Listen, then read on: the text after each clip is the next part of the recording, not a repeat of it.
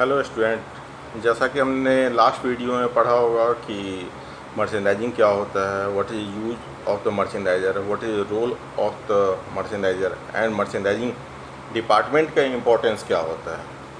आज हम जानेंगे कि मर्चेंडाइजिंग डिपार्टमेंट जो मर्चेंडाइजर का रोल होता है वो एक एक रोल हम डिस्कस करेंगे कि क्या क्या रोल होते हैं मर्चेंडाइजर के। एक फैक्ट्री में, एक ऑर्गेनाइजेशन में क्या क्या रोल होते हैं, फैक्ट्री में उन्हें क्या क्या करना पड़ता है एक मर्चेंडाइजर को, वो हम डिस्कस करेंगे। सबसे पहला रोल मर्चेंडाइजर का होता है, सबसे इम्पॉर्टेंट रोल मर्चेंडाइजर का जो होता है किसी भी फैक्ट्री में या फिर बाइंग हाउस में, वो रोल होता है correspondence, mail correspondence. Mail correspondence हमें जो भी चीज़ डिस्कस करना पड़ता है, बायर से, बाइंग हाउस से कुछ भेजना पड़ता है, सब कुछ हम मेल के थ्रू ही भेजते हैं और उसी पे उसका रिप्लाई लेते हैं, क्योंकि ये ब्लैक एंड वाइट में होता है और रिकॉर्डेड होता है। सब कुछ ब्लैक एंड वाइट में होने के कारण कभी भी उसका रिकॉर्ड हम ढूंढ सकते हैं और शो कर सकते हैं कि ये हमारे बीच में ये कम्युनिकेशन हुआ था। सेकेंड रोल होता है कॉस्टिंग। एक मर्चेंडाइजर का बहुत इंपॉर्टेंट रोल होता है कॉस्टिंग, कि उसे जानना चाहिए जो भी वो प्रोडक्ट बेच रहा है, किसी भी बायर को सजेस्ट कर दिखा रहा है, तो उसका कॉस्टिंग, उसका कॉस्ट क्या आता है, उसके लिए उसको कॉस्टिंग आनी चाहिए। उस प्रोडक्ट की कॉस्टिंग वो उसे आना चाहिए, वो कैसे कॉस्टिंग की जाती है। थर्ड रोल होता है मर्चेंडाइजर का सैम्पलिंग।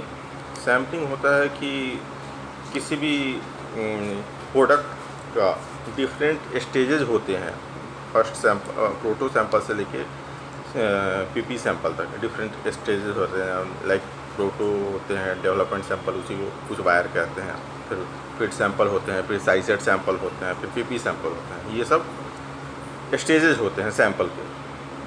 उन सारे स्टेजेस को मिला के उसे सैम्पलिंग कहते हैं। ये बहुत बड़ा इंपॉर्टेंट रोल है, क्योंकि सैंपल ही नहीं जाएगा तो मर्चेंडाइजिंग किस चीज़ के लिए करेंगे। तो सैम्पलिंग मेन हमारा प्रोडक्ट है जिसके बेस पे हम सारी मर्चेंडाइजिंग, जिसके लिए सारी मर्चेंडाइजिंग करते हैं। उसके बाद होता है सोर्सिंग, कि कोई भी प्रोडक्ट बनाने के लिए, कोई भी सैंपल या शिपमेंट बनाने के लिए हमें फैब्रिक खरीदना पड़ता है, ट्रिम्स खरीदने पड़ते हैं, उसे हम सोर्सिंग कहते हैं। भले ही वो इंडिया से खरीदे या बाहर, इंडिया के बाहर से खरीदे, वो उसे हम सोर्सिंग कहते हैं। अगला रूल होता है अप्रूवल फॉलो। जो भी सैंपल हम बायर को भेजते हैं, बाइंग हाउस को भेजते हैं, और ट्रिम्स बायर या बाइंग हाउस को भेजते हैं, या फिर फैब्रिक सबमिशन जो भी हम बायर या बाइंग हाउस को भेजते हैं, सबका अप्रूवल हमें फॉलो करना पड़ता है कि वो टाइमली डिलीवर हो गया पैकेट या नहीं हुआ है, और उसका डिलीवर हो गया तो उसका अप्रूवल हमें इतने दिन में एज पर द TNA चाहिए। उसको हम फॉलो अप करते हैं किसी भी चीज़ का, सैंपल हो या ट्रिम्स या फैब्रिक, किसी भी चीज़ का हम अप्रूवल फॉलो अप करते हैं। तो शिपमेंट प्लानिंग, शिपमेंट प्लानिंग हम करते हैं कि हम फैक्ट्री के साथ मिलकर शिपमेंट प्लानिंग करते हैं, जिसे हम पीपी मीटिंग भी होता है, उसी में सारा का शिपमेंट प्लानिंग हो जाती है। उससे एक इम्पॉर्टेंट रोल हमने अभी डिस्कस करना रह गया था, वो थर्ड वन था TNA, time and action planning. सबसे पहले कोई भी ऑर्डर कंफर्म होगा, टाइम एंड एक्शन हम लोग बनाते हैं। टाइम एंड एक्शन प्लान करके बनाने के बाद हम बाइंग हाउस या बायर के साथ शेयर करते हैं कि ये हमारी प्लानिंग है, 30 डेज या 90 डेज की शिपमेंट है। ये shipment as per our planning, इतने दिन में इसकी सैम्पलिंग खत्म हो, इतने दिन में ये सैंपल सबमिट होगा, इतने दिन में ये सैंपल सबमिट होगा, ये ट्रिम सबमिट होगा, या फैब्रिक सबमिट होगा, या फिर शिपमेंट इतने दिन में जाएगी। ये टाइम एंड एक्शन, ये एक्चुअल ये प्लानिंग है, और जो एक्चुअल जिस दिन जाएगा वो उसका फाइनल एक्चुअल डेट होगा। उसके बाद है शिपमेंट प्लानिंग के बाद है हमारी file handover to the factory. PP sample approval के बाद हमारे पास तब तक फैब्रिक भी आ चुके होते हैं और ट्रिम्स भी आ चुके होते हैं। फिर हम सारे अप्रूवल के साथ फैब्रिक और फाइल फैब्रिक और ट्रिम्स अप्रूवल के साथ हम इस पे एक फाइल बना के फैक्ट्री को हैंडओवर करते हैं कि अब सब कुछ इन हाउस हो गया, प्लीज़ अब प्रोडक्शन के लिए प्लान काटे। शिपमेंट स्टेटस, शिपमेंट स्टेटस वही होता है जो हम फैक्ट्री के साथ डेली बेस पे कोऑर्डिनेट करते हैं और वीकली बेस पे कोऑर्डिनेट करके हम बायर को रिपोर्ट भेजते हैं कि ये शिपमेंट का स्टेटस है, इस स्टेज पे चल रहा है, आज का ये है, ये एज पर प्लानिंग चल रहा है या डिले चल रहा है। तो और अपडेटिंग मतलब उसी स्टेटस को बायर को अपडेट करते रहते हैं डेली। मटेरियल ऑर्डर वही सोर्सिंग का ही पार्ट होता है। मटेरियल ऑर्डर फैब्रिक ख़रीदना और ट्रिम्स खरीदना इधर थ्रू किसी और रिलेवेंट डिपार्टमेंट के थ्रू हो सकता है या फिर आप खुद ऑर्डर करते हैं तो मटेरियल ऑर्डर। इंस्पेक्शन रिक्वेस्ट कुछ बहुत ऐसे फैक्ट्री होते हैं, छोटे छोटे फैक्ट्री होते हैं जिसमें मर्चेंट का ही रोल होता है, मर्चेंडाइजर का ही रोल होता है कि वो inspection request buying house control. बहुत जगह होता है फैक्ट्री खुद ही कोऑर्डिनेट कर देती है, फैक्ट्री की वे इंस्पेक्शन के लिए खुद ही रिक्वेस्ट डाल देते हैं। बड़ी बड़ी फैक्ट्री में खुद ही सब कुछ डालना पड़ता है। उसके बाद होता है कि पेमेंट चेक, पेमेंट बायर से टर्म एंड कंडीशन चेक करना पड़ता है ऑर्डर आने के बाद। और कोई नया बायर हो कि उसका एलसी ओपन हुआ नहीं हुआ, मोड ऑफ पेमेंट क्या है, डीपी है, टीटी है, क्या क्या है, वो सारा डिस्कशन होता है। और अपने जो डिपार्टमेंट है, लॉजिस्टिक डिपार्टमेंट जो अकाउंट है, उन सब के साथ शेयर करते हैं और बताते हैं कि ये है बायर, इस बायर की ये रिक्वायरमेंट है, वो एलसी पे ले रहा है, टीटी पे कैसे पेमेंट कर रहा है। उसके बाद मर्चेंट का रोल होता है कि daily meeting with the internal department. ये हम जब सैंपल बनते रहते हैं उस स्टेज में और प्रोडक्शन चलता है उस स्टेज में अपने सारे डिपार्टमेंट के साथ इंटरनली डिस्कस करते रहते हैं कि अभी क्या स्टेज है, क्या कौन सा फैब्रिक कब आ रहा है, कौन से ट्रिम्स कब आ रहे हैं, आने के बाद सैंपल हमारे कब तक बन पाएंगे, किस स्टेज पे क्या है। आई डिपार्टमेंट, बहुत सारे डिपार्टमेंट से, हर डिपार्टमेंट से इंटरनल कोऑर्डिनेशन और इंटरनल मीटिंग कर करके हमें स्टेटस पता चलता है कि हमें सैंपल जाने में टाइमली चल रहा है सारा या डिले हो रहा है। उसके बाद है मूड बोर्ड फॉलोअप। ये मर्चेंडाइजिंग का एक पार्ट होता है। ये इनिशियल स्टेज पे आता है कि जब कोई भी बायर चाहता है कि हम किसी भी चीज़ का, किसी भी नए सीजन में ऑर्डर देना चाहते हैं तो बायर अपना मूड बोर्ड मेल पे डाल देता है। मेल पे डालने से हमें पता चल जाता है उसी तरह के, उसी मूड बोर्ड के बेस पे हमारी डिज़ाइन टीम पूरी रेंज बना लेती है, गारमेंट की पूरी रेंज, जो कि हम मीटिंग में शो करते हैं कि कौन कौन सीज़न है। मतलब season by mood board change होता रहता है, जैसे स्प्रिंग, समर, ऑटम, विंटर।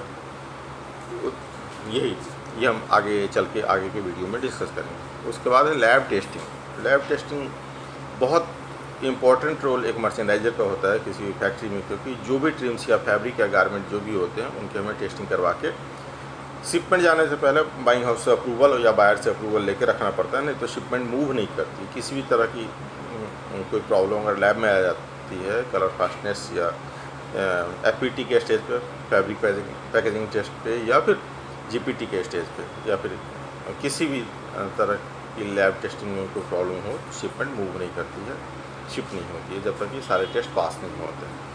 तो ये सारे समरी हैं, मतलब जो मर्चेंडाइजर को करना पड़ता है, ये सारे रोल निभाने पड़ते हैं फैक्ट्री में। अब हम आगे बढ़ते हैं, वो देखते हैं कि अगला रोल क्या होता है मर्चेंडाइजर का। एक स्टेज बाई स्टेज डिस्कस करते हैं। अगला है सबसे पहला रोल हम थोड़ा डिटेल में डिस्कस करते हैं कि कॉरस्पॉन्डेंस, मतलब मेल कॉरस्पॉन्डेंस हमें सबसे इम्पोर्टेंट रोल होता है मर्चेंडाइजर का कि मेल कॉरस्पॉन्डेंस ज़रूर करना चाहिए। किसी भी चीज़ को ओरली हम बात नहीं कर सकते। अगर ओरली बात करते भी हैं, कोई सॉल्यूशन लेते भी हैं, तो उसको भी ब्लैक एंड वाइट में कर लेना चाहिए। मतलब मेल डाल के जिससे भी बात हुई है उसे डाल देना चाहिए और उनसे कंफर्मेशन लेना चाहिए कि हमारी ये बात हुई। कोई भी अगर मीटिंग भी होती है तो मीटिंग में क्या डिस्कस मतलब point, minutes of the meeting हम शेयर कर लेते हैं पूरे टीम के साथ कि आज हमारी मिनट्स ऑफ द मीटिंग ये है, ये मीटिंग में डिस्कस हुई और हमें ये फॉलो करना है, जिससे कुछ भी मतलब बाद में कोई कन्फ्यूज़न होने की संभावना नहीं रहती है, कोई कम्युनिकेशन गैप नहीं रहता है।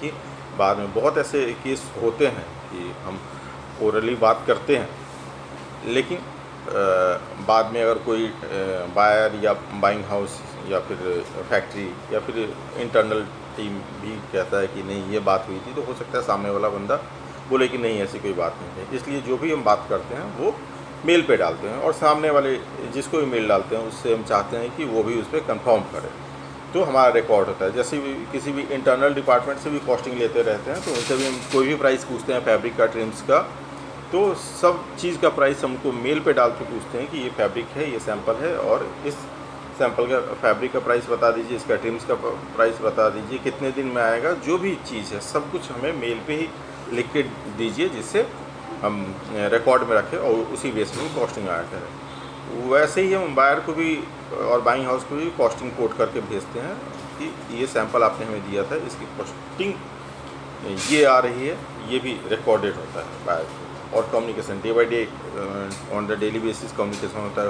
बहुत सारे मेल बैक एंड फोर्थ होते रहते हैं बाइंग हाउस लाइजन ऑफिस और बायर के बीच में फैक्ट्री के साथ, कि स्टेटस क्या है, नए स्टाइल्स, पुराने स्टाइल्स, प्रोडक्शन स्टेटस, बहुत सारी चीज़ें सब कुछ मेल पे।